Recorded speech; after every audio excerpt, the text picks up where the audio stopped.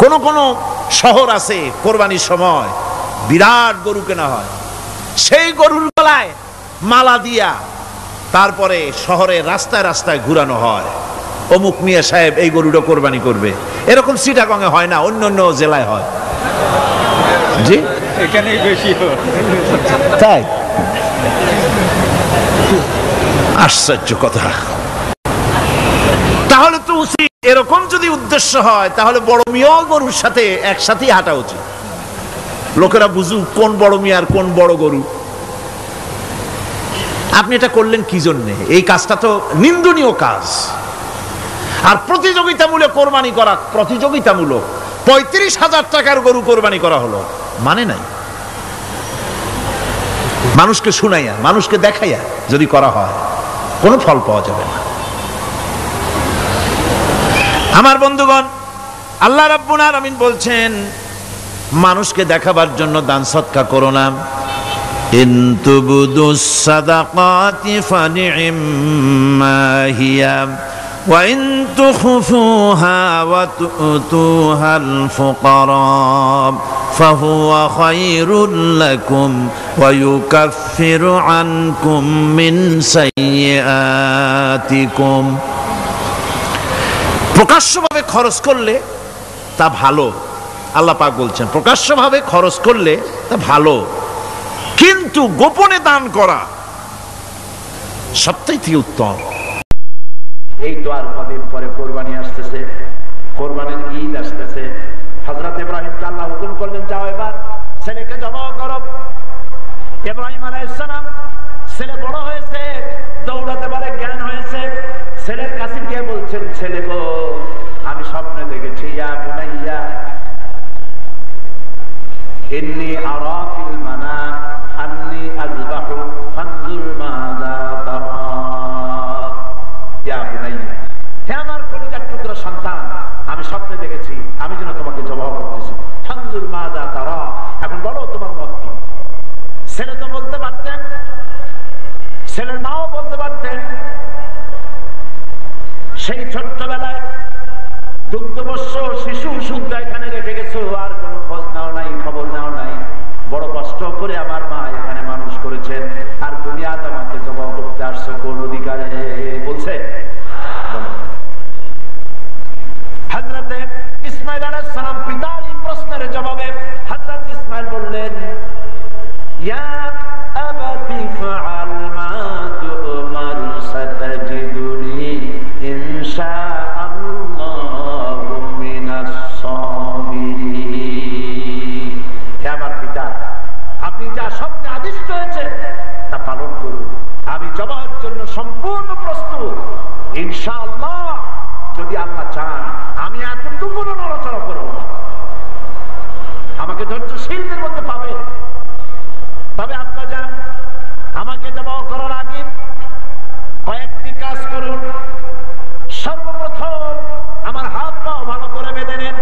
এমনটি তো হতে পারে যে জবাহর যন্ত্রণায় আমার হাত পাও ছুটে গিয়ে আপনার গায়ে লাগতে পারে, আমার বেয়াদবি হয়ে যেতে পারে। 2 নম্বরে আপনার চোখটা ভালো করে বেঁধে নেন, কারণ আমার গর্দানের উপরে যখন আপনি ছুরি চালাবেন হাতটা শিথিল হয়ে যেতে পারে। 3 নম্বরে আমার জবাহ হয়ে যাওয়ার পর আমার রক্ত মাখা জামাটা নিয়া আমার জনম দুঃখিনী মা, যাকে মা বলবার মতো কেউ নাই কিয়ামতের দিন, এই রক্ত মাখা জামা আমার মাকে দিয়ে বলবেন, কিয়ামতের দিনে তোমার ইসমাঈলের সাথে তোমার দেখা হয়ে যাবে। হযরত ইব্রাহিম আলাইহিস সালাম ছেলেকে হাত পাও বেঁধে জবাহের প্রস্তুতি নিলেন। হযরত ইসমাঈল আলাইহিস সালাম বাধার পরে বললেন, রব্বুল আলামিন, আমার আয় আল্লাহর পয়গম্বর হযরত ইব্রাহিম, আমার ভুল হয়ে গেছে, আমার হাত পায়ের বাঁধন খুলে দেন। বাঁধন খুলতে গিয়ে জিজ্ঞেস করলেন, বাবা বাঁধতে বললে আবার খুলতে বলছো কেন? হযরত ইসমাঈল বলছেন, আব্বাজি, বাঁধার পরে আমার খেয়াল হলো এইভাবে বেঁধে যদি আমাকে জবাহ করা হয়, না জানি কিয়ামতের দিন আল্লাহ রাব্বুল আলামিন তার তরফ থেকে এ ধরনের প্রশ্ন হয়তো উঠতে পারে যে তোমার পিতা তোমাকে জবাহ করতে চেয়েছেন, তুমি রাজি ছিলে না বলেই তোমার হাত পর্যন্ত জবাহ করা হয়েছে। এই কথাও যেন কিয়ামতে উঠতে না পারে,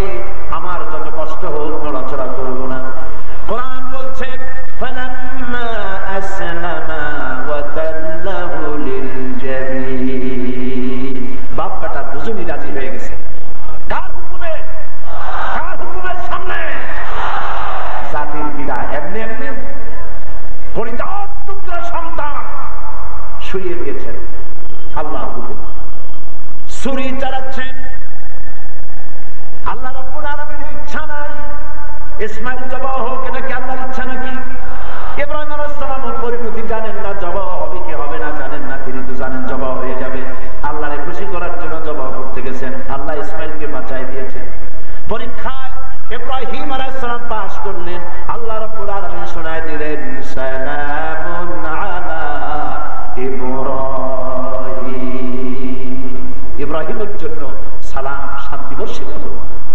আল্লাহ শোনায় দিলেন ওয়ানাদাইনাহু আইয়া ইব্রাহিম قد صدقت الرؤيا إنا كذلك نجزي المحسنين।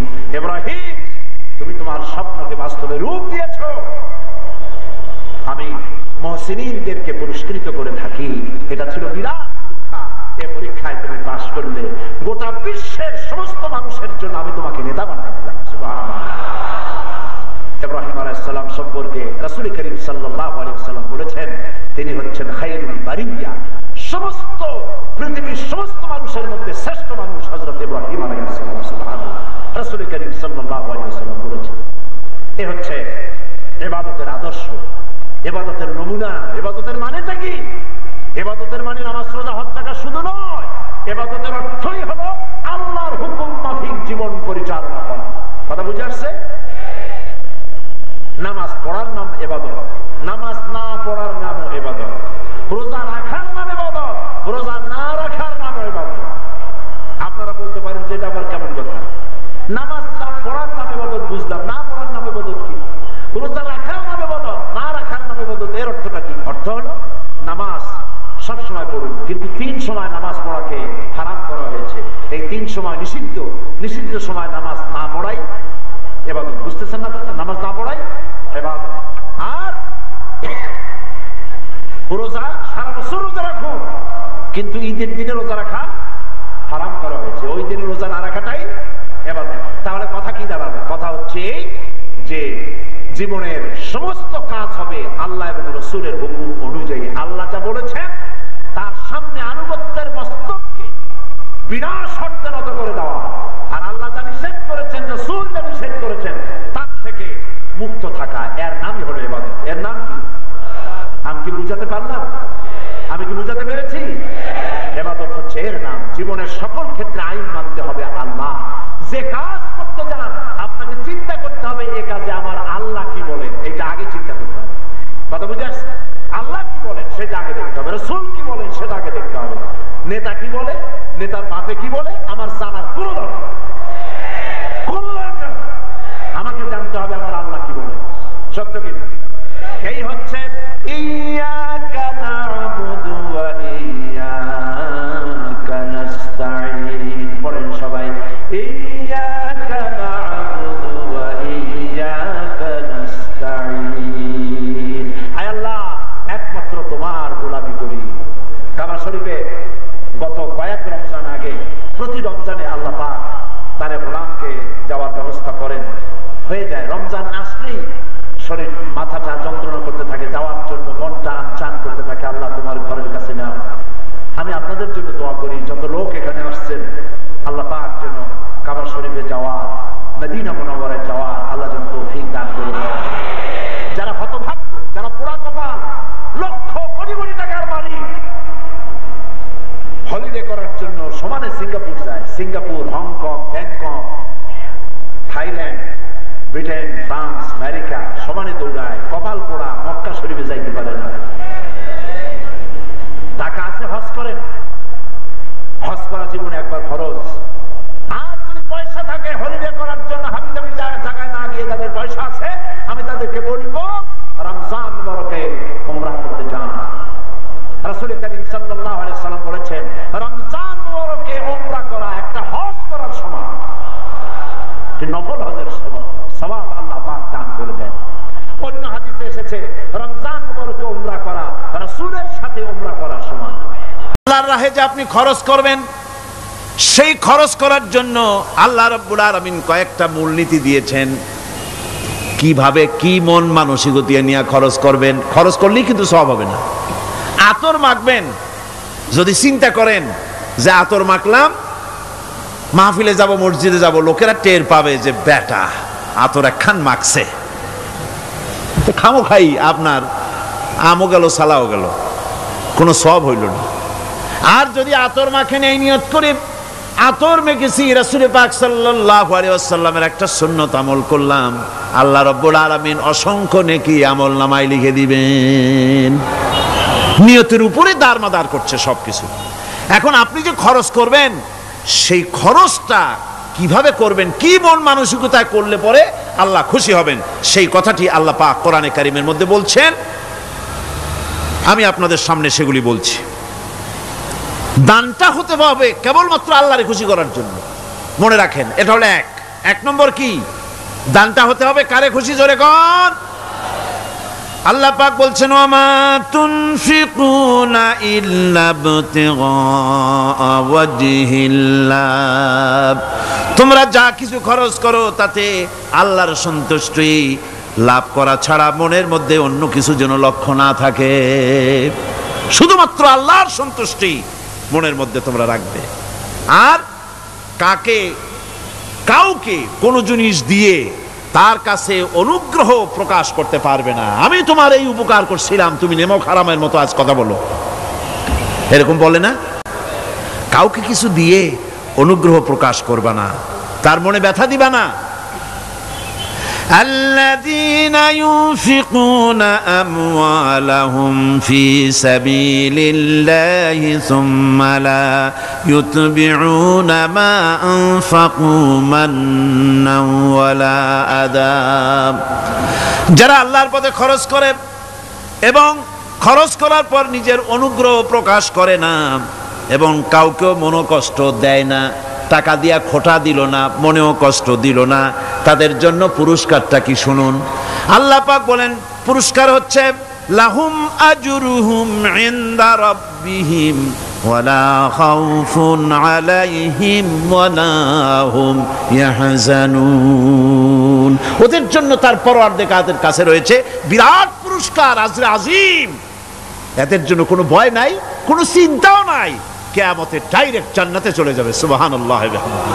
দানের এত ফজিলত যা ভাই আমি বলে শেষ করতে পারবো না, এত ফজিলত আল্লাহ দানের মধ্যে রেখেছেন। ত্যাগেই তো শান্তি, ভোগে শান্তি নাই, মজা কিসে? জোরে কর না, মজা কিসে? ত্যাগের ভিতরেই মজা। এরপরে আল্লাহ পাক বলছেন আল্লাহর পথে 3 নম্বরে হতেছে আল্লাহর পথে যা খরচ করবা বেছে বেছে ভালো জিনিসটা দিও, বাইসা বাইসা ছেঁড়া জামাটা দিও না।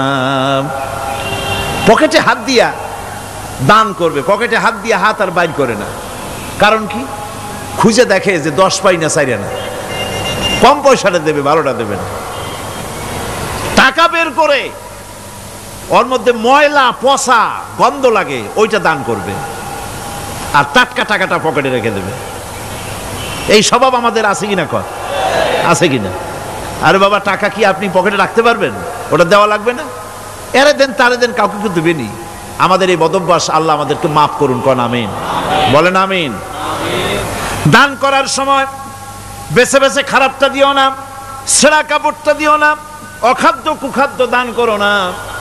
বিয়ার মজলিস, বিবাহে অনেক লোক দাওয়াত দিয়েছে, বেশি করে রান্না করছে, কম যদি হয়ে যায় বড় মিয়ার ইজ্জত নষ্ট হয়ে যাবে। মেহমান কম আসলো, এখন এই খাবারগুলি না পারিয়া তারপরে গরিবদের দেয়, না পেরে যখন খাবার কেউ নাই তখন গরিবদের দেয়। গরিবদের উদ্দেশ্য করে কিন্তু বানানো হয় নাই।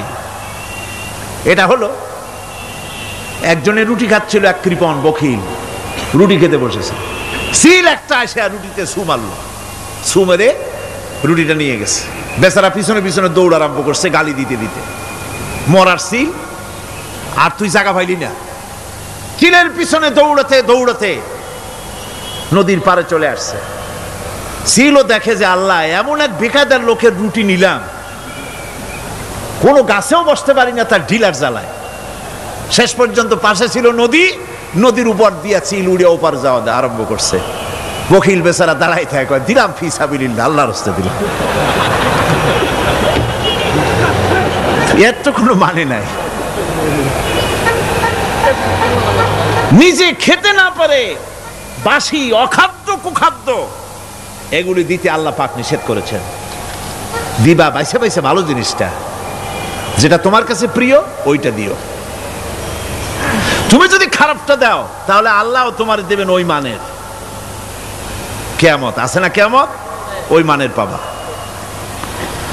আল্লাহ পাক বলছেন, ইয়া আইয়ুহাল্লাযীনা আমানু আনফিকু মিন তাইয়্যিবাতি মা কাসাবতুম ওয়া মিম্মা আখরাজনা লাকুম মিনাল আরদ। তোমরা যে উপার্জন করেছো সেই উপার্জনে তোমাদের জন্য যা উপার্জন করেছো তাই, আর মাটি থেকে আমি যা তোমাদের জন্য দিয়েছি তার থেকে ভালো জিনিস, ভালো ভালো জিনিস আমার রাস্তায় খরচ করো। এটা কার অর্ডার? আল্লাহর অর্ডার।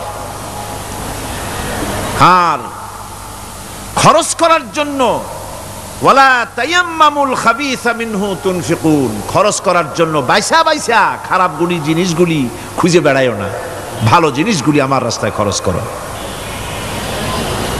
আর যতদূর সম্ভব গোপনে দিও, যতদূর সম্ভব দান গোপনে করি। মানুষকে শুনায়ও না অমুক জায়গায় দিলাম, বা মানুষকে দেখায় দেখায় দিও না। কোন কোন শহর আছে কোরবানির সময় বিরাট গরু কেনা হয়, সেই গরুর গলায় মালা দিয়া তারপরে শহরের রাস্তায় রাস্তায় ঘুরানো হয়, অমুক মিয়া সাহেব এই গরুটা কোরবানি করবে। এরকম চিটাগং এ হয় না, অন্য অন্য জেলায় হয়। জি, এখানেই বেশি হয়। তাই? আশ্চর্য কথা। তাহলে তো উচিত, এরকম যদি উদ্দেশ্য হয় তাহলে বড় মিয়া গরুর সাথে একসাথেই হাঁটা উচিত। লোকেরা বুঝুক কোন বড় মিয়া আর কোন বড় গরু। আপনি এটা করলেন কি জন্যে? এই কাজটা তো নিন্দনীয় কাজ। আর প্রতিযোগিতামূলক কোরবানি করা, প্রতিযোগিতামূলক 35,000 টাকার গরু কোরবানি করা হলো, মানে নাই। মানুষকে শুনাইয়া, মানুষকে দেখাইয়া যদি করা হয় কোনো ফল পাওয়া যাবে না। আমার বন্ধুগণ, আল্লাহ রাব্বুল আলামিন বলছেন, মানুষকে দেখাবার জন্য দান সদকা করো না। ইন তুবদুস সাদাকাতি ফানি'ম্মা হিয়া ওয়া ইন তুখফুহা ওয়া তু'তুহাল ফুকারা ফাহুয়া খায়রুল লাকুম ওয়া ইউকাফিরু আনকুম মিন সাইয়্যাতিকুম। প্রকাশ্যভাবে খরচ করলে তা ভালো, আল্লাহ পাক বলছেন প্রকাশ্যভাবে খরচ করলে তা ভালো, কিন্তু গোপনে দান করা সবথেকে উত্তম। তবে প্রকাশ্যে দান করতে গিয়ে যদি এটা এই জন্য হয় যে আমি দিলে পরে আরো একজন উৎসাহিত হয়ে দেবে, সমাজ কল্যাণ পরিষদের এত বড় বিশাল মাহফিল, 16 লক্ষ টাকা খরচ হবে, দিলাম আমি 1 লাখ টাকা, এটা শুনাইয়া বলার পর আমার কথা শুনিয়া আরো যাদের টাকা আছে তারা হয়তো 2 লাখ দেবে, এই চিন্তা করে যদি তারগিবের জন্য, উৎসাহ প্রদানের জন্য, ইন্সপিরেশনের জন্য যদি হয়, এই নিয়ত হলে ক্ষতি নেই। কিন্তু সর্বাবস্থায় দানটা গোপন হয় ভালো। আল্লাহ পাক বলেন, গোপনে যদি তুমি দান করো তাহলে আমি রব্বুল আলামিন ওই গোপন দানের বিনিময় তোমার সমস্ত গোপনীয় গুনাহগুলি আমি রব্বুল আলামিন মাফ করে দেব। তোমার গোপন গুনাহগুলি মাফ করে দেব। 5 নম্বরে হচ্ছে নির্বোধ আর অজ্ঞ লোকদেরকে প্রয়োজনের অতিরিক্ত টাকা দিবা না। দেখেন ইসলামের কি সুন্দর বিধান। বোকা, নির্বোধ, অজ্ঞ আছে না সমাজে? তুমি মহব্বতে, আল্লাহর মহব্বতে ওর লাগে 500 টাকা দিয়ে দিলা 5000 টাকা, এ তো সর্বনাশ করে ফেলাবে, সে তো খারাপ জায়গায় তা ব্যয় করবে। এই জন্য অজ্ঞ লোকদেরকে, নির্বোধ লোকদেরকে প্রয়োজনের অতিরিক্ত দিতে আল্লাহ নিষেধ করেছেন। তবে আল্লাহর ইচ্ছা হচ্ছে এই যে যত বড় পাপী হোক আর যত বড় খোদাদ্রোহী হোক না কেন, প্রত্যেকের খাওয়া, পড়া, শিক্ষা, চিকিৎসা গ্যারান্টি দিতে হবে। সুবহানাল্লাহ। কোন এর নাম তো আল্লাহ, এর নাম কি? আল্লাহ পাক, যার ভেতরে কোনো কার্পণ্যতা নাই, আল্লাহরে মানলেও আল্লাহ খাইতে দেন, না মানলেও দেন, সকলকেই দেন সমভাবে।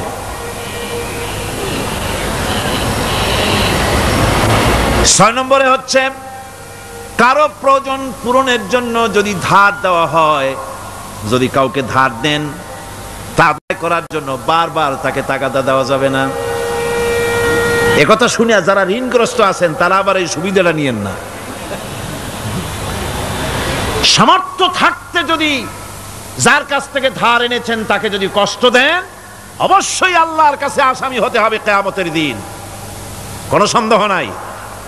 আর যে ব্যক্তি ধার দিয়েছেন তিনি যদি বুঝতে পারেন যে এই লোকটি আসলেই নিয়ত ভালো কিন্তু দিতে পারতেছে না, তাহলে এমন লোককে বারবার তাগাদা দিতে আল্লাহ নিষেধ করেছেন। তাকে শরম দিও না, তাকে সময় দাও। وَإِنْ كَانَ ذُو عُسْرَةٍ فَنَذِرَةٌ إِلَى مَيْسَرَةٍ وَأَنْ تَصَدَّقُوا خَيْرٌ لَكُمْ إِنْ كُنْتُمْ تَعْلَمُونَ। ঋণগ্রস্ত ব্যক্তির আর্থিক অবস্থা খারাপ হলে সচ্ছল হওয়া পর্যন্ত তাকে সময় দাও, আর তাকে যদি ক্ষমা করে দিতে পারো সেটা তো অনেক ভালো কথা, আল্লাহ তোমার প্রতি রহম করবেন। যদি ক্ষমার তাকে যদি সে দিতেই পারবে না এমন অবস্থা যদি হয়, তাহলে তাকে তুমি ক্ষমা করে দিও। কিছু সংখ্যক লোক আছে যারা ধার নিয়ে আসলেই ফাঁকি দিতে চায়, আছে না এমন সমাজে? না নাই?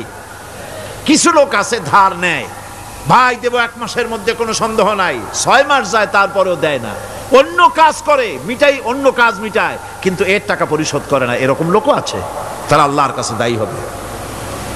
একবার পত্রিকায় দেখেছিলাম কার বাড়িতে কার্টুন দিয়েছে, বাড়িতে বিরাট সাইনবোর্ড লাগাইছে কুকুর হইতে সাবধান। তার বন্ধু বলছে, ভাই তুমি কুকুর কিনলে কবে? কয় যে না, কুকুর কিনি নাই, সাইনবোর্ড লাগাইছি পাওনাদারদেরকে ঠেকাবার জন্য, যাতে সহজে বাড়ির মধ্যে না ঢোকে। তো এই চালাকিটা আর কেউ বুঝুক আর না বুঝুক, আল্লাহ পাক তো খুব ভালো করেই বোঝেন। 7 নম্বরের কথা হলো দান করার ব্যাপারে, যে আপনি দান করতে করতে যা আছে সব ফতুর করে ফেলাবেন, এটা কিন্তু ইসলাম চায় না। আপনার সন্তান সন্ততিকে বঞ্চিত করে, স্ত্রী পুত্রকে বঞ্চিত করে সমানে দান করবেন, ঘরে না খায়া থাকবেন, এই অবস্থা যেন না হয়। খরচ করবেন কি?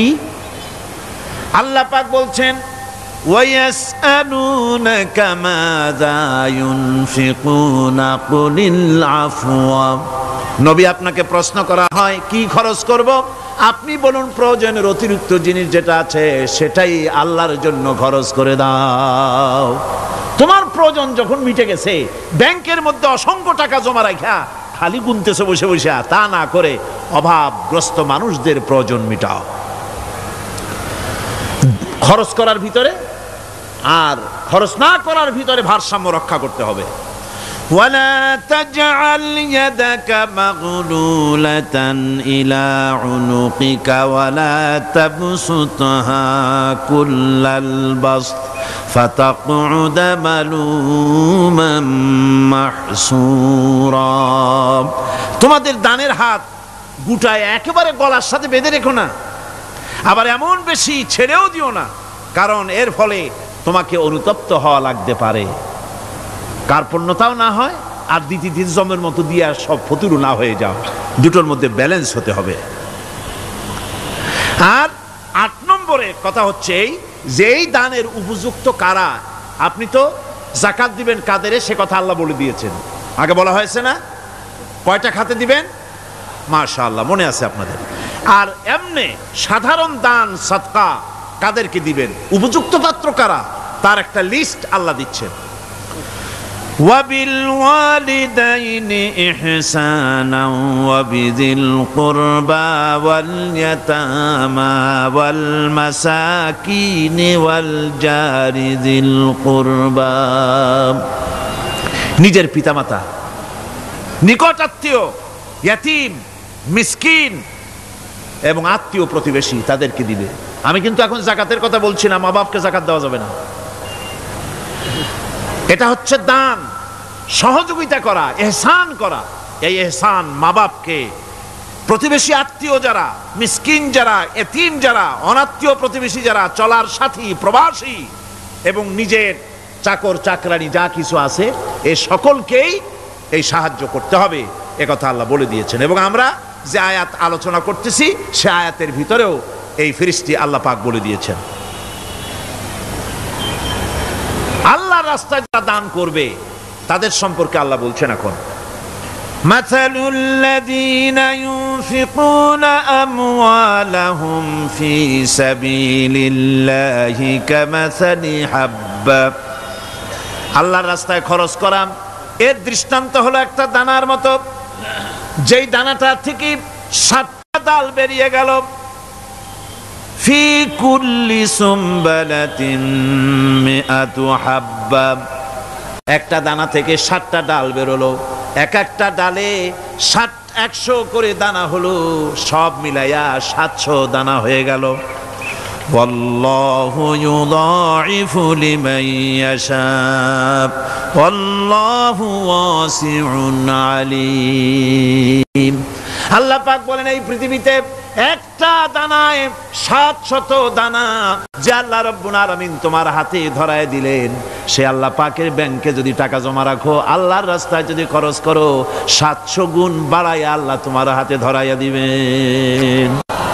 আল্লাহু ইউদাইফু লিমান ইয়াশা, আর আল্লাহ ইচ্ছে করলে এর থেকেও বেশি তোমাকে দান করবেন। সুবহানাল্লাহ কোন জোরে। আর এই দান করতে হবে মরার আগে। কোন সময় দেবেন কোন? আমার দেশে বহু মুসলমান আছে যারা বলে হুজুর আসি আপনাদের পিছনে, যা বলেন আসি আসি, জীবন দিয়া দেব। এরা খুব চালাক, জীবন দিতে চায়, মাল দিতে চায় না। আল্লাহ তো আগে জীবন চায় নাই, আল্লাহ আগে কি চেয়েছেন? কোন আল্লাহ আগে কি চেয়েছেন? আল্লাহ চেয়েছেন মাল। ওয়াতুজাহিদুনা ফি সাবিলিল্লাহি বিআমওয়ালিকুম ওয়া আনফুসিকুম। আল্লাহ পাক বলেন জিহাদ করো আমার রাস্তায় মাল দিয়ে আর জান দিয়ে। মাল দাও আগে, মাল না দিয়া যদি আগে মরে যাও মালটা তো থেকেই গেল। সুতরাং মাল আগে আমার রাস্তায় দাও। দেবা কখন? মরার আগে দাও। ওয়ানফিকু মিম্মা রাযাকনাকুম মিন ক্বাবল আইয়াতিয়া আহাদাকুমুল মাউত। আমার রাস্তায় খরচ করো মৃত্যু আসার আগে। فيقول رب لولا أخرتني إلى أجل قريب। যদি মরার আগে না দাও, মৃত্যুর সময়, মৃত্যু যখন এসে গেল সেই সময় যদি বলো, অনুশোচনা যদি করো, আহারে যদি আমি সময় পাইতাম, একটুখানি যদি সময় দিতে আল্লাহ, একটু সময় আমারে যদি দাও, ফাসাদ্দাকা ওয়া আকুম মিনাস সালিহিন। দান সদকা করব, সব আল্লাহর রাস্তায় দিয়ে দেব, আর আমি সালেহ বান্দাদের মধ্যে শামিল হয়ে যাব। আল্লাহ একটু সময় আমারে দাও। আল্লাহ পাক বলছেন ওয়ালা ইউআখিরাল্লাহু নাফসান ইযা জাআ আজালুহা আল্লাহু খাবীরুম বিমা তা'মালুন। মৃত্যুর নির্ধারিত সময় আসলে 1 সেকেন্ড আগে পাশে করা হবে না। সুতরাং মৃত্যুর আগে খরচ করো। আপনি মনে করবেন যে আপনি মরে গেলে পরে আপনার ছেলে মেয়ে আপনার জন্য করবে, খরচ করবে। হ্যাঁ করবে ঠিক, মরার পরে কুলখানির পরে 40, তারপরে শেষ, এরপর আর করবে না। আপনার ছেলে মেয়ে আপনার জন্য করবে তার প্রমাণ তো আপনি নিজে। আপনি আপনার ছেলের মেয়ের জন্য কি করে, আপনার মা বাবার জন্য কি করছেন? আপনার মা বাবার জন্য যদি আপনি কিছু না করে থাকেন, আপনার ছেলে মেয়ে আপনার জন্য করবে না। সুতরাং নিজের কাজ নিজে করেন। আপনার পিঠ যদি চুলকায় আর নাতিরে যদি বলেন নাতি পিঠটা চুলকায় দাও, সে যে জায়গায় চুলকাবে আপনি করবেন উত্তর দিকে, সেই উত্তর দিকে দক্ষিণ দিকে, উপরে নিচে, পিঠে, পাশার কাছে, যে জায়গায় আঙ্গুল দেবে আপনি করবেন ওখানে না, আবার আরেকটু উপরে দাও, আরেকটু পাশে দাও, জায়গা মতো পড়বেই না। আর কষ্ট করে নিজের হাতটা যদি পৌঁছাইতে পারেন জায়গা মতো পড়ে, একবার চুলকানি মারলেই চুলকানি শেষ, ঠিক কিনা?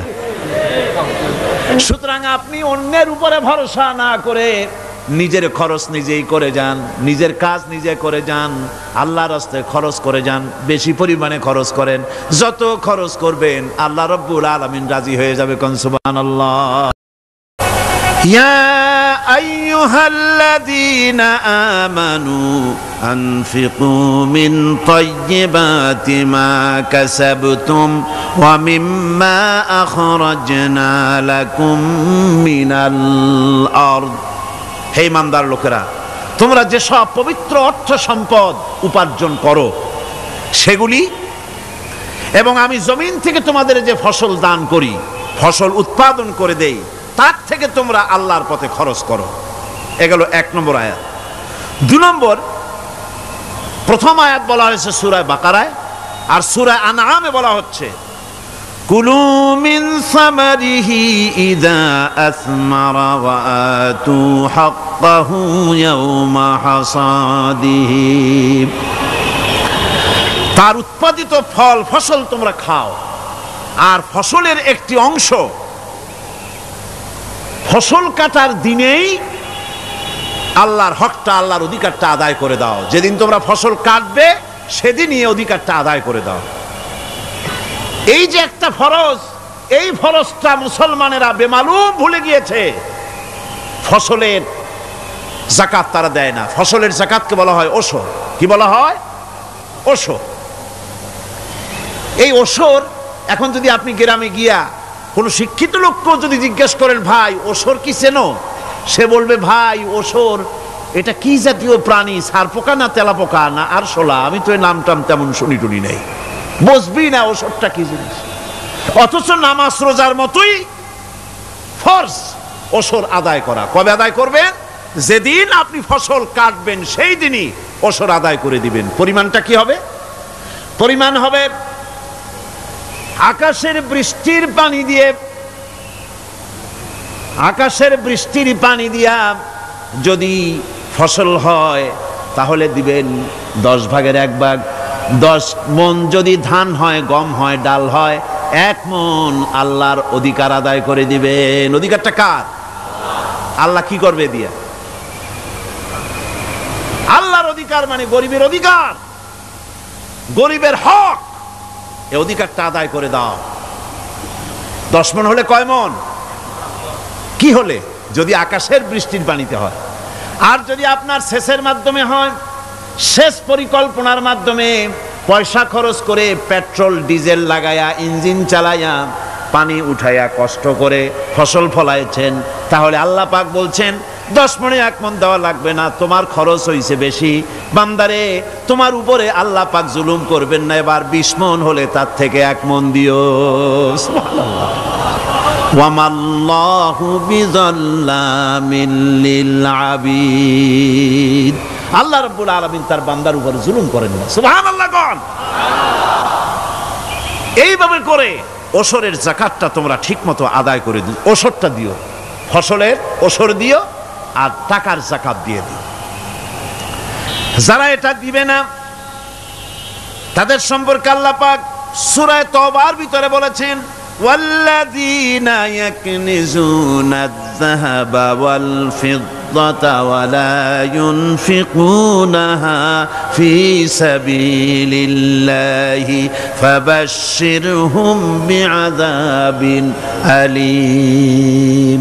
যারা নাকি স্বর্ণ এবং রৌপ্যকে সঞ্চয় করে, জমা করে, ওয়া লা ইউনফিকুনাহা ফী সাবিলিল্লাহ, আর আল্লাহর রাস্তায় তা খরচ করে না, ফাবাশশিরহুম বিআযাবিন আলীম, তাদেরকে কঠিন পীড়াদায়ক শাস্তির সুসংবাদ দাও। পীড়াদায়ক শাস্তির কি দাও? শাস্তির কি সুসংবাদ হয় নাকি? হয়তো উচিত ছিল শাস্তির দুঃসংবাদ শোনাও, না, আল্লাহ বলছেন সুসংবাদ শোনাও। এটার দৃষ্টান্তটা আমার ভাষায় আমি মানুষকে এভাবে বুঝাই। ছেলে খুব দুষ্ট, দুষ্টামির ঠেলায় অস্থির, তার মা মোটেই সামলাতে পারছে না। তখন মা বলে, বেটা আমার কথা তো শুনলি না, তোর বাবা আসুক, তারপরে আমি তারে নালিশ করব। এমন পিট্টি দেবে, মজা টের পাবি। তখন পিট্টি দিলে কি মজা লাগে নাকি? তার মানে শাস্তির তীব্রতা বুঝাবার জন্য বলা হচ্ছে, মজাটা টের পাবা। আল্লাহ রাব্বুল আলামিন বলছেন, কঠিন পীড়াদায়ক শাস্তির সুসংবাদ ওদের দাও, সোনা রূপা যারা জমা করে রাখে, যাকাত দেয় না, আল্লাহর রাস্তায় খরচ করে না। সোনা এখন পুরুষেরাও ব্যবহার করা আরম্ভ করছে। অবশ্য চিটাগংয়ে এমন কাম শুরু হয় নাই। ছাত্র, শিক্ষক, অফিসার গলায় একটা সোনার চেন, শীতের দিনেও সামনের বোতাম খুলে রাখে যাতে চেনটা সকলে দেখে। মিয়া সাহেব, এটা সোনার চেন না, জাহান্নামের আগুনের শিকল পড়েছ।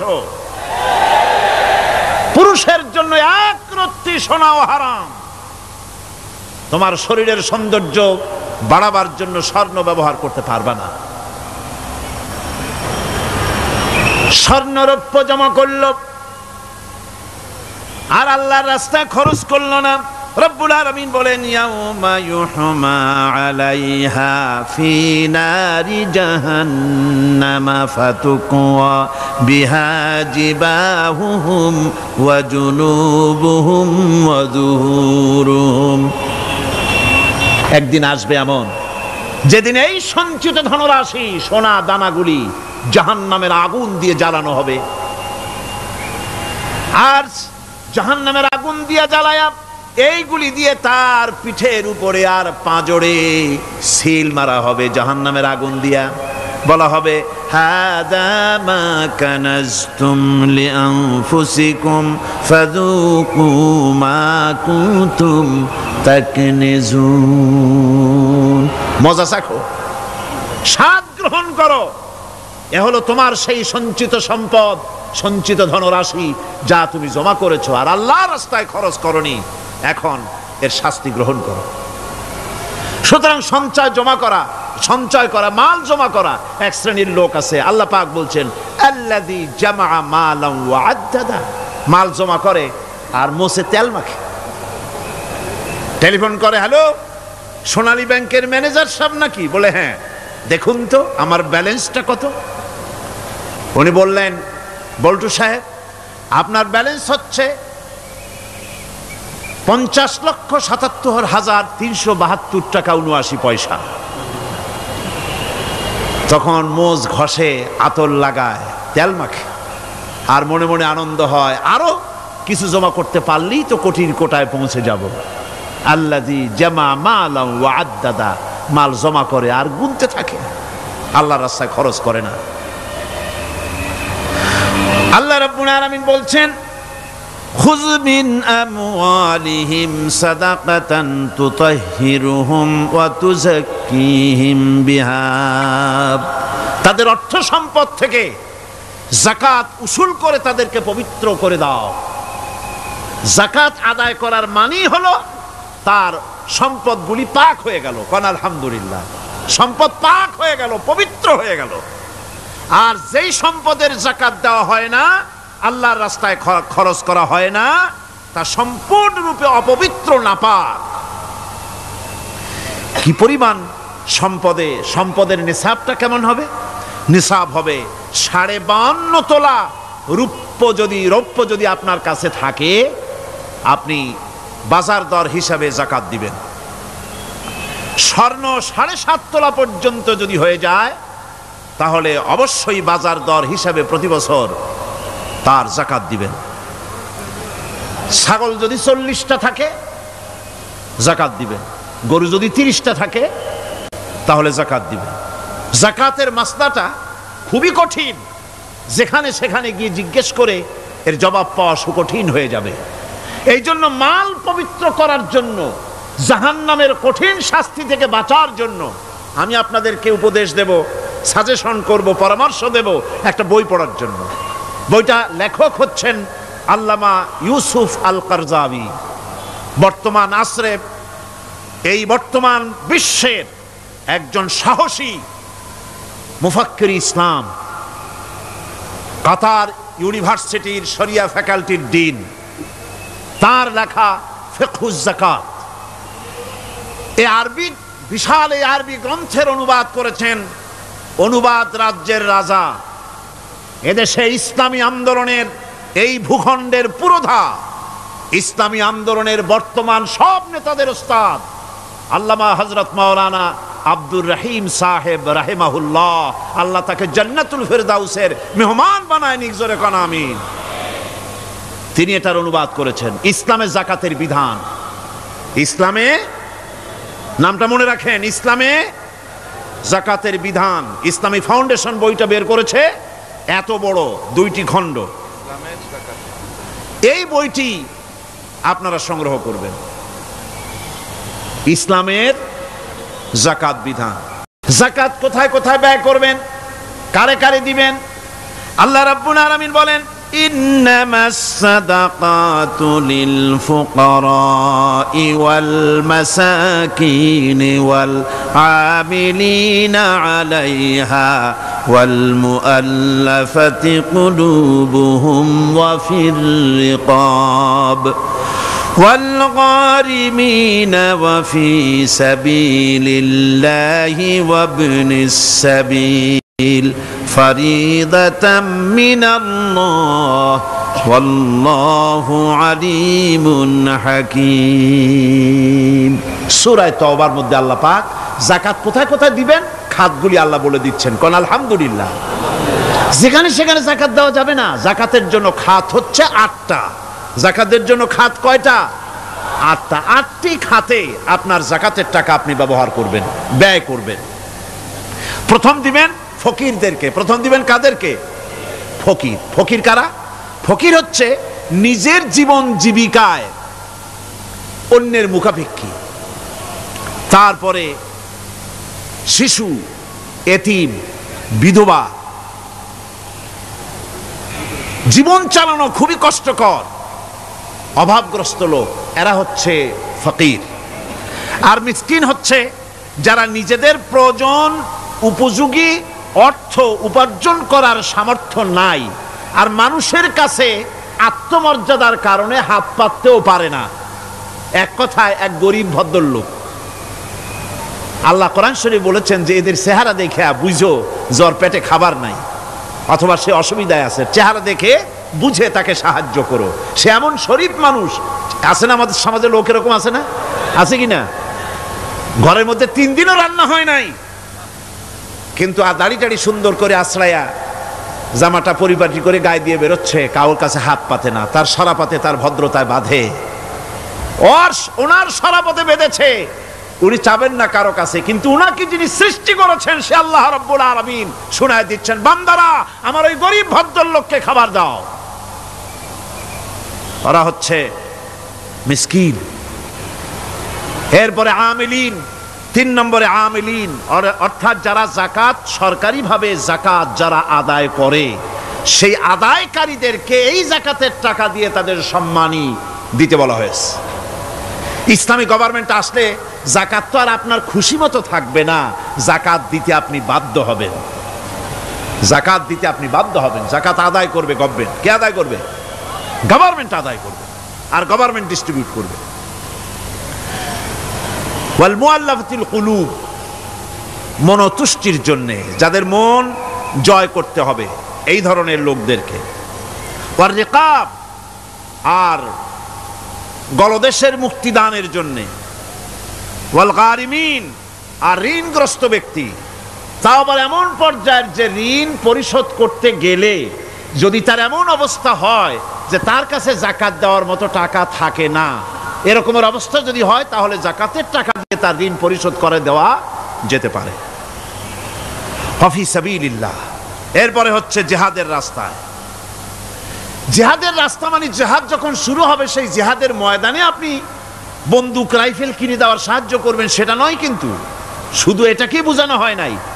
ফি সাবিলিল্লাহ বলতে বোঝানো হয়েছে আল্লাহর রাস্তায় সংগ্রামরত সব ব্যাপারে আপনি সাহায্য করবেন। ইসলামী আন্দোলনের জন্য করবেন। যারা ইসলামের জন্য বইপত্র লেখে তাদের জন্য করবেন। যদি পয়সায় কুলাতে না পারে সেখানে সাহায্য করবেন। ইসলামী আন্দোলনকে বিজয় করার জন্য সাহায্য করবেন। এক কথায় আল্লাহর রাস্তা বলতে যা বুঝায় এগুলিকে দিবেন। ইবনে সাবিল। এরপরে পথিক মুসাফির। পথিক মুসাফির সে যদি বাড়িতে ধনী থাকে, ঢাকায় ধনী, কিন্তু চট্টগ্রামে এসে সর্বহারা হয়ে গেছে, টাকা পয়সা সব লুটপাট হয়ে গেছে, এখন বাড়ি ফেরার উপায় নাই, যাকাতের টাকা দিয়ে তাকে সাহায্য করা যেতে পারে। এই 8টি খাতে এভাবে যাকাত দেওয়ার জন্য আল্লাহ খাত সৃষ্টি করেছেন। কয়টা খাত হলো? 8টা খাত। ভিত্তিক অর্থ ব্যবস্থা কায়েম করে, আর অনৈসলামিক সরকার সুদ ভিত্তিক অর্থ ব্যবস্থা কায়েম করে। যাকাত আর সুদের মধ্যে পার্থক্য কি? যাকাত হচ্ছে, এক কথায় বুঝাই, ব্যাখ্যা দেব না, এক কথায় বুঝাবো। যাকাত হচ্ছে ধনীদের কাছ থেকে নেও, গরিবদেরকে দাও।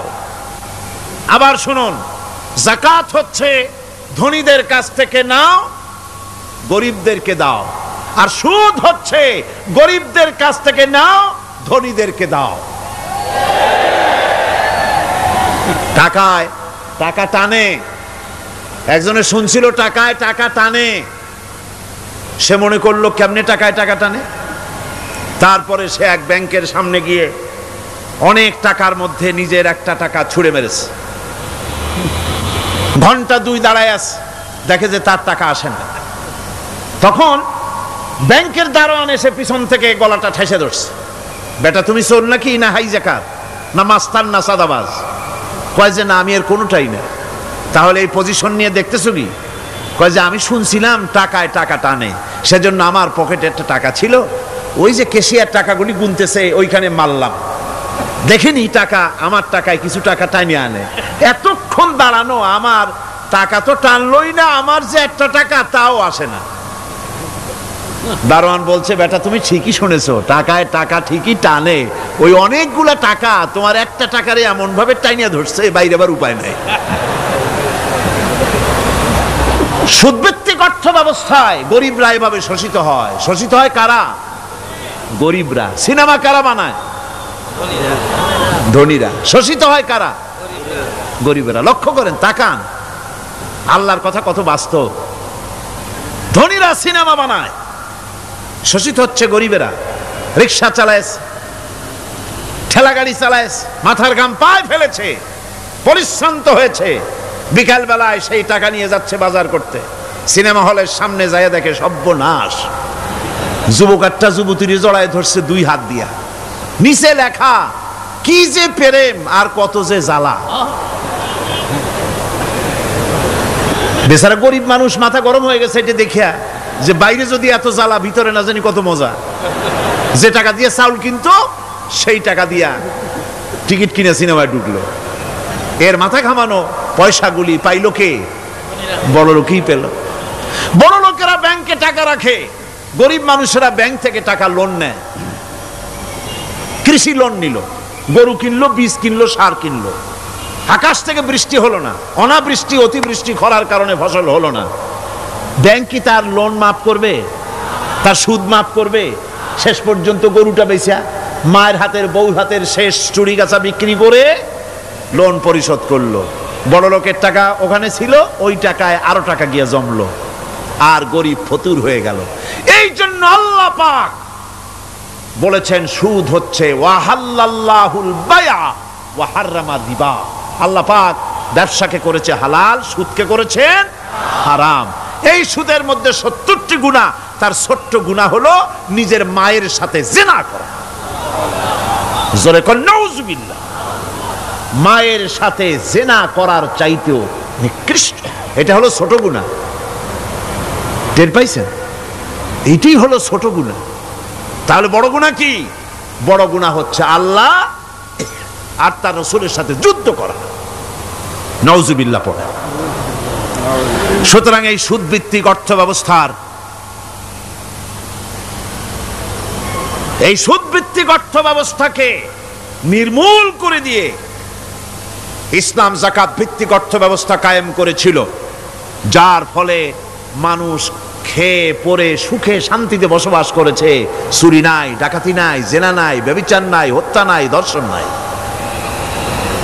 এমন এক সময় এসেছিল কোরআনে কারিমের বরকতে, যাকাত ভিত্তিক অর্থনীতির বরকতে, এমন এক সময় এসেছিল ময়দানে ঢোল পিটানো হতো বাজারে বাজারে, যাকাত কে নেবে, যাকাত কে নেবে, যাকাত কে নেবে। একজন মানুষও খুঁজে পাওয়া যায় নাই যে বলবে যাকাত আমার দরকার। গল্প করলাম? এটা কি গল্প? এটা বাস্তব। হযরত ওমর বিন আব্দুল আজিজ রাহমাতুল্লাহ আলাইহির জামানায় সাদকার টাকা নিয়ে 3টি দিন একজন ঘুরেছেন গ্রামে গ্রামে, ময়দানে ময়দানে, একটা গরিব খুঁজতেছেন সদকার টাকা দেবে, গরিব খুঁজে পাওয়া যায় না। ক্লান্ত শ্রান্ত হয়ে মরুদ্যানের ভিতরে আরাম করতেছেন, এমন সেখানে আরেকটা লোক আসছে, ধুলামলিন বড় একটা বস্কা তার সাথে। এই লোকটি তার কাছে গিয়ে বলছে, ভাই আল্লাহ আপনারে আমারে মিলাই দিছে, 3 দিন পর্যন্ত ঘুরেছি কিছু সদকার টাকা নিয়ে, এত বড় দেশের এত জায়গা ঘুরলাম, একটা গরিব পাই নাই যে তারে দেব, আল্লাহ আপনারে মিলাই দিছে, নেন এই টাকাগুলা। কয় যে তোমার মাথা খারাপ না স্কুল উঠিলা? তুমি কি মনে করছো আমার এই বস্কার মধ্যে ছেঁড়া খাতা? তোমার টোপলায় যে টাকা আছে আমার বস্তায় তার থেকে অনেক বেশি টাকা আছে। তুমি ঘুরতেছো 3 দিন, আমি ঘুরতেছি সপ্তাহকাল, একটা ভিক্ষুক পাই নাই। এটা কিসের বরকতে? ইসলামী অর্থনীতির বরকতে। যখন কিসের বরকতে? কপাল পোড়া জাতি, কপাল পোড়া জাতি সেই বরকতপূর্ণ সমাজ ব্যবস্থার দিকে না গিয়ে কোন নেতা কোন নেত্রী কি কইল সেদিকে দৌড়ায়, সেদিকেই দৌড়ায় পাগলের মতো। হেমিলেনের বংশীবাদক বাঁশি বাজায় চললো, আর ইঁদুর বাঁদর সব পিছনে ছুটলো। এর কোনো মানে হয় না। একজন মাঠে মাঠে ঘুরছে, আর এক পাগল এসে জিজ্ঞেস করছে, ঘুরছো কেন? কয় ঘুরবো না, আগামীকাল কোরবানির দিন, গরু তালাশ করতেছি, গরু পাচ্ছি না, বাজারে টাজারে ঘুরলাম, আবার আর এক বাজারে যাচ্ছি। আরে বাজারে বাজারে গরু কেন? মাঠে কত গরু আছে, একটা ধরে জবাই দিলেই তো হয়। লোকটি বলছে, দেখো পরের গরু জবাই দিলে তাতে গোনা হবে। কয় না, তুমি অঙ্ক বোঝো না। গরু জারি হোক, কোরবানির দিনে গরু জবাহ যদি করো তাহলে সওয়াব তো একটা হবে। কোরবানি উপলক্ষে জবাহ করছে, একটা সওয়াব পাবা না? তো কোরবানির জন্য একটা সওয়াব হবে, আর চুরির জন্য অবশ্যই একটা পাপ হবে। কোরবানি যখন দিবা তো কোরবানির সওয়াব আর চুরির পাপ ভগ্নাংশের মতো কাটাকাটি হয়ে যাবে, গোশত খাবা ফাও। তো মানুষের অবস্থা তো তাই হয়েছে। মানুষের অবস্থা হয়েছে শবে বরাতে সারা রাত জাগবো, কান্দাকাটি করবো, ফাও ফাও গুনাহ মাফ হয়ে যাবে, আর গোশত রুটি তো আসি, যদ্দূর পারলাম খাইলাম। পরের দিন টু ফুর্তি, নো চিন্তা। নাউযুবিল্লাহি মিন যালিক। এই কান্দারও দাম নাই, আর এই ধরনের রাত জাগারও দাম নাই, এই ধরনের ইবাদত করেও দাম নাই। ইবাদতটা হচ্ছে জীবনের সব ক্ষেত্রে ইবাদত করতে হবে। ইবাদত সম্পর্কে মিস ইন্টারপ্রিটেশন যেটা এসেছে, ভুল অর্থ যেটা এসেছে, সেই ভুল অর্থের কারণে মানুষ শুধু মনে করে নামাজ রোজা হজ যাকাতই শুধু ইবাদত না। ইবাদত হচ্ছে জীবনের সকল ক্ষেত্রে গোলামিটা হতে হবে আল্লাহ পাকের সব জায়গায়। পার্লামেন্টে গোলামি হবে কার? কোর্ট কাছারিতে কার? অফিস আদালতে কার? স্কুলে কলেজে কার? খেতে খামারে কার? রান্নাঘরে, নিজের ঘরে, পরিবারে, সব জায়গায় আনুগত্য কার? কেবলমাত্র আল্লাহ সুবহানাহু ওয়া তাআলার হুকুম অনুযায়ী জীবন পালন করার নামই হচ্ছে ইবাদত। এই ইবাদত, নামাজ পড়ার নাম ইবাদত, নামাজ না পড়ার নামও ইবাদত। রোজা রাখার নামও ইবাদত, রোজা না রাখাও ইবাদত। এখন আপনারা বলতে পারেন যেটা ঠিক কি আশ্চর্য কথা শুনাইলেন, নামাজ পড়া তো ইবাদত, নামাজ না পড়া আবার কোন দেশে ইবাদত? রোজা রাখা তো ইবাদত, রোজা না রাখা কোন দেশে ইবাদত? মূল কথা হচ্ছে 5 ওয়াক্ত নামাজ সময় মতো পড়বেন, তা তো আপনার ইবাদত হবে। কিন্তু সূর্য উদয়ের সময়, সূর্য ঠিক মাথার উপরে থাকার সময়, সূর্য ঠিক অস্তগামী হওয়ার সময় নামাজ পড়া জায়েজ নাই, সেজদা করা জায়েজ নাই, হারাম করা হয়েছে। সুতরাং এই 3 সময় নামাজ না পড়াটাই ইবাদত। সারা বছর রোজা রাখবেন, ইবাদত হবে, কিন্তু 2 ঈদের 5 দিন রোজা রাখা হারাম করা হয়েছে, ওই 5 দিন রোজা না রাখাটাই, তার অর্থ হলো জীবনের সমস্ত কাজটাই হলো ইবাদত হবে যদি মুসলমান আল্লাহর হুকুম মাফিক তার জীবনকে পরিচালনা করে। আপনার চোখের চাহনিটাও তো ইবাদত হবে। সুবহানাল্লাহ। এই চোখ দিয়ে গুনাহ কামাই করা যাবে, আবার এই চোখ দিয়ে সওয়াব কামাই করা যাবে। যদি কোনো সন্তান তার মা বাপের দিকে ভক্তির নজরে, মহব্বতের নজরে যদি তাকায়, নবীজি বলেছেন একটা কবুল নফল হজের সওয়াব আমলনামায় লেখা যাবে। সাহাবীরা প্রশ্ন করেছেন, যদি কেউ 100 বার তাকায় তো কি হবে? নবীজি বলেছেন, আল্লাহ রাব্বুল আলামিনের নিয়ামতের ভান্ডার অফুরন্ত নিয়ামতের, সেখানে কোনো অভাব নাই। যদি কোনো বান্দা যদি তার মা বাপের দিকে দৈনিক 100 বার তাকায় তো ওই বান্দার আমলনামায় 100 কবুল নফল হজের সওয়াব লেখা যাবে। তাহলে দেখা গেল চোখের চাহনি আপনার ইবাদত, আপনার ঘুম ইবাদত, আপনার চাকরি ইবাদত, আপনার ব্যবসা বাণিজ্য ইবাদত। তার মানে হলো আল্লাহর গোলামি, আল্লাহর হুকুম অনুযায়ী কাজ করার নামই হচ্ছে ইবাদত। ইয়াকা না'বুদু ওয়া ইয়াকা নাস্তাঈন। পড়েন সবাই, ইয়াকা না'বুদু ওয়া ইয়াকা নাস্তাঈন। আল্লাহ তাআলা একমাত্র তোমার গোলামি করি, তোমারই আনুগত্য করি, তুমি ছাড়া কারো গোলামি করি না, তুমি ছাড়া কারো গোলামি করি না। এখন দোকানদার নামাজের মধ্যে পড়লো ইয়াকা না'বুদু। ইয়াকা না'বুদু, না'বুদু শব্দটা হচ্ছে মুজারের সিগা। এটা এর মধ্যে দুইটা কাল পাওয়া যায়, বর্তমান আর ভবিষ্যৎ, দুটি কাল পাওয়া যায়। না'বুদু এই শব্দ দিয়ে বোঝানো হচ্ছে কি, আয় আল্লাহ পাক এই নামাজের ভিতরে যেমন তোমার হুকুম পালন করে নামাজ আদায় করছে, যেমন নামাজের ভিতরে কিছু খাওয়া যায় না, বাইরে খাওয়া জায়েজ ছিল, নামাজ পড়ছি বলে খানাটা আমার জন্য হারাম হয়ে গেছে। কথা বলা জায়েজ ছিল, নামাজের ভিতরে কথা বলা হারাম করে দিলাম। এদিক ওদিক তাকানো জায়েজ ছিল, নামাজের ভিতরে এদিক ওদিক তাকানো বন্ধ করে দিলাম। তার মানে আমার জন্য চিরস্থায়ী, সব সময়ের জন্য আমার জন্য হালাল করে দেওয়া জিনিসগুলি এই নামাজের ভিতরে অল্প সময়ের জন্য হারাম করে প্রমাণ করে দিলাম। মাবুদ গো, এই নামাজের পরে চিরস্থায়ী হারামগুলি এইভাবে আমার জন্য হারাম করে নেব। ইয়াকা না'বুদু, নামাজটা পড়ছি যেভাবে করে নামাজের বাইরের জীবন চালাবো সেইভাবে করে। সেজদা দিলেই তো সওয়াব হয়, সেজদা দিলে কি হয়? সওয়াব হয়। যদি কেউ ৫-৬টা সেজদা দিয়ে দেয় এক রাকাতের মধ্যে তো কি হবে? যদি কেউ নামাজ পড়লে তো সওয়াব হয়। ফজরের নামাজ যদি ৪ রাকাত পড়ে তো কি হবে? মাগরিবের নামাজ যদি ২ রাকাত পড়ে অথবা ৪ রাকাত পড়ে তো কি হবে?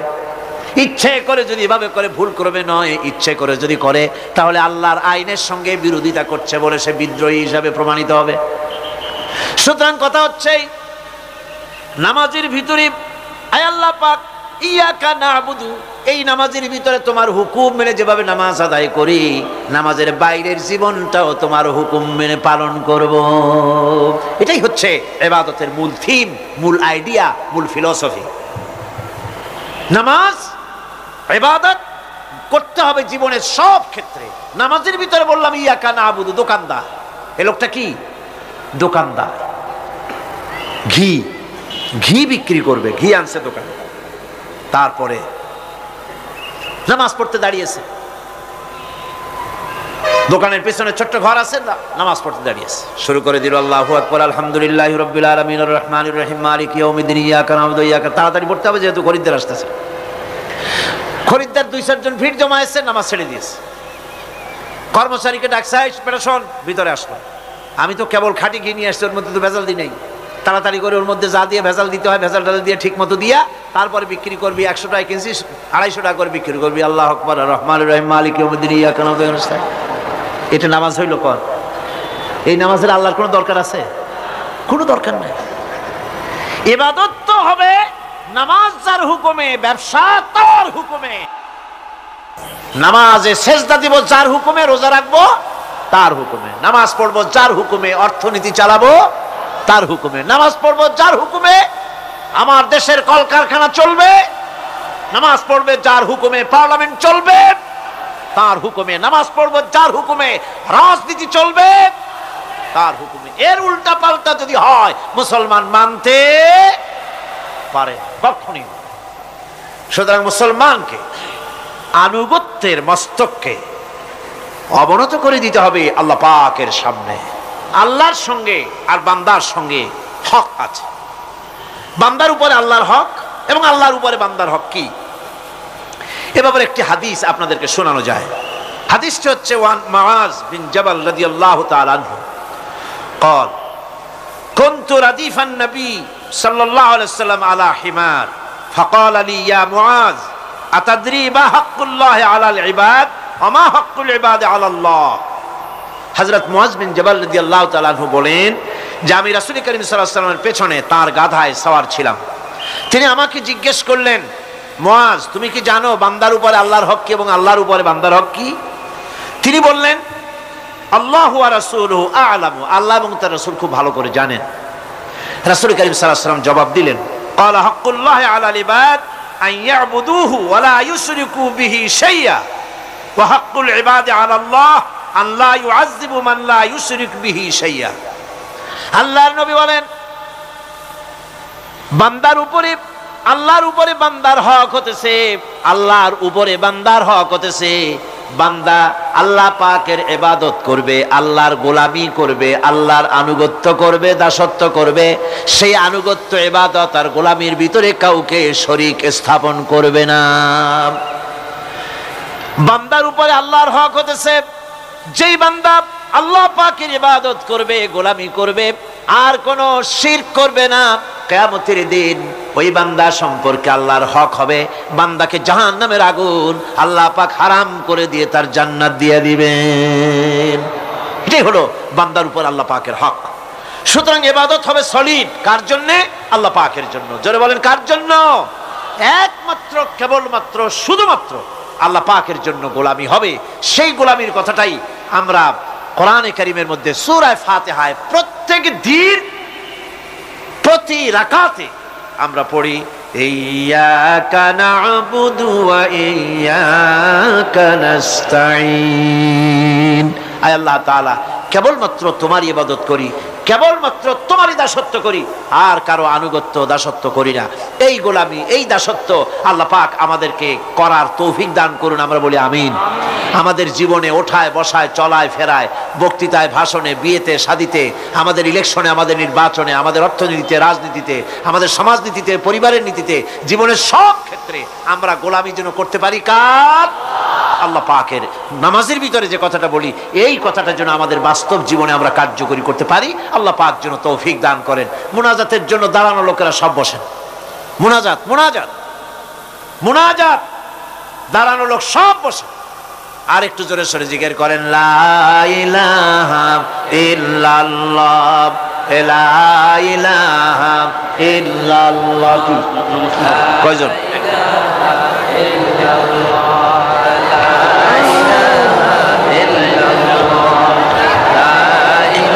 ঠান্ডা। আমি বললাম বসতে, আপনারা দাঁড়ায় গেলেন, কেমন কথা? লা ইলাহা ইল্লাল্লাহু মুহাম্মাদুর রাসূলুল্লাহ। আজকে একজন মুসলমান হওয়ার জন্য এসেছেন, বলেন আলহামদুলিল্লাহ। এক ব্যক্তি মুসলমান হবেন, তারে মুসলমান বানানো হচ্ছে। মুনাজাতের জন্য দাঁড়ানো ভাইরা বসেন। আমি বসতে বলেছি, বসতে অসুবিধাটা কি? বসেন না। আর আমি আবার বলি, মুনাজাতের কথা শুনলে যারা হাঁটেন, আমার বড্ড দুঃখ হয়।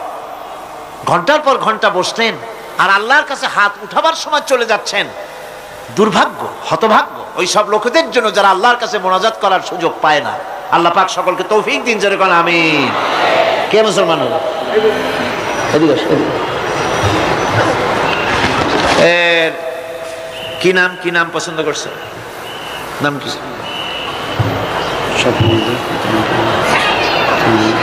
আব্দুর রহিম। এর নাম ছিল স্বপন কুমার দাস। বর্তমান নাম পছন্দ করেছে মোহাম্মদ আব্দুর রহিম। মাশাআল্লাহ। এদিকে হাত রাখেন। বিসমিল্লাহির রহমানির রহিম। বিসমিল্লাহির রহমানির রহিম। লা ইলাহা লা ইলাহা ইল্লাল্লাহু ইল্লাল্লাহু মুহাম্মাদুর মুহাম্মাদুর রাসূলুল্লাহ। রাসূলুল্লাহ। আল্লাহ ছাড়া, আল্লাহ ছাড়া কোনো ইলাহা নাই, ইলাহা নাই, মাবুদ নাই, মাবুদ নাই, উপাস্য নাই, উপাস্য নাই, মুহাম্মদ মুহাম্মদ সাল্লাল্লাহু সাল্লাল্লাহু আলাইহি ওয়াসাল্লাম আলাইহি ওয়াসাল্লাম আল্লাহর প্রেরিত আল্লাহর প্রেরিত রাসূল। রাসূল। আশহাদু আন লা ইলাহা আশহাদু আন্না ইলাহা ইল্লাল্লাহু ইল্লাল্লাহু ওয়াহদাহু ওয়াহদাহু লা শারীকা লাহু লা শারীকা লাহু ওয়া আশহাদু আন্না ওয়া আশহাদু আন্না মুহাম্মাদান মুহাম্মাদান আবদুহু আবদুহু ওয়া রাসূলুহু। ওয়া রাসূলুহু। আমি সাক্ষ্য দিচ্ছি, আমি সাক্ষ্য দিচ্ছি, আল্লাহ ছাড়া, আল্লাহ ছাড়া কোনো ইলাহা নাই, ইলাহা নাই, মাবুদ নাই, মাবুদ নাই, উপাস্য নাই। উপাস্য নাই। তিনি এক, তিনি এক, তিনি একক, তিনি একক, তিনি নিরঙ্কুশ, তিনি অঙ্কুশ, তার কোনো তার কোনো অংশীদার নাই। অংশীদার নাই। আমি আরো সাক্ষ্য দিচ্ছি, আমি আরো সাক্ষ্য মুহাম্মদ মুহাম্মদ সাল্লাল্লাহু সাল্লাল্লাহু আলাইহি ওয়াসাল্লাম আলাইহি ওয়াসাল্লাম আল্লাহর প্রেরিত আল্লাহর প্রেরিত রাসূল রাসূল এবং এবং এবং তার বান্দা। তার বান্দা। সকলকে সালাম দাও। আসসালামু আলাইকুম। সকলে কোন ওয়ালাইকুম আসসালাম। আল্লাহ পাকের এই বান্দা মুশরিকানা জীবন যাপন করতেন, এখন তিনি আমাদের তাওহীদপন্থী আমাদের ভাই, তিনি আমাদের কি মুসলিম মিল্লাতে তিনি আসলেন। আমরা তার জন্য দোয়া করব, আল্লাহ যেন তাকে খাঁটি মুসলমান হওয়ার তৌফিক দান করেন।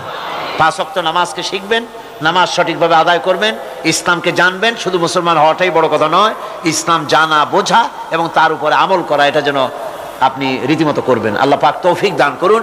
আমি ওনাকে কোলাকুলি করছি ওনার সাথে আপনাদের পক্ষ থেকে।